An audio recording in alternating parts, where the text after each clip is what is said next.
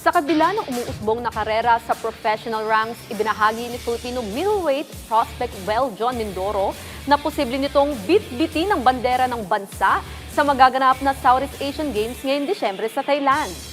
Para sa detalye, naritong report ni teammate Paulo Salamatin.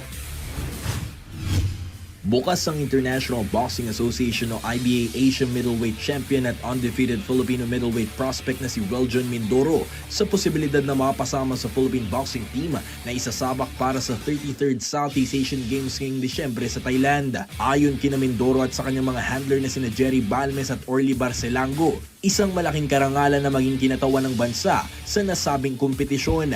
Sa ngayon, naghihintay lamang ang kanilang kampo ng formal na komunikasyon mula sa Association of Boxing Alliances in the Philippines o ABAP at Philippine Olympic Committee o POC upang maging opisyal ang usapan. Matatandang nabanggit ni POC President Abraham Bambol Tolentino ang pangalan ni Mindoro sa listahan ng mga maaring isali sa National Boxing Team sa ginanap na presentation ng 3rd Asian Youth Games medalist kamakailan. Actually, yun nga din po talaga ang purpose namin. Kaya nga hindi naman pwede nakatambay lang sila dyan. During the training, nag-iisayo, lahat-lahat ginagawa namin. So, isa nga talagang kulang kay sparring.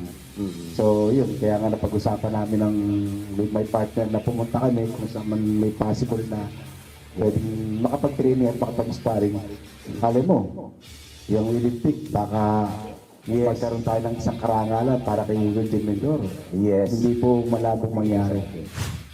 Bagamat kailanman ay hindi naging miyembro ng national team ang Zamboanga del Sur native boxer, dating bronze medalist naman si Mindoro sa Batang Pinoy sa Tagum noong 2016 at silver medalist naman sa palarong pambansa sa Pangasinan noong 2012. Umano ako dyan, excited naman ako na lumaban sa SEA Games. O manalo ako sa SEA Games, mas maganda na magalaban talaga sa Olympic.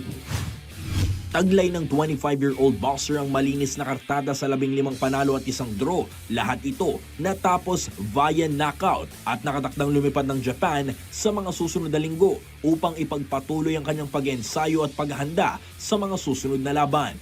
Paulo Salamatin para sa Atletang Pilipino, para sa Bagong Pilipinas.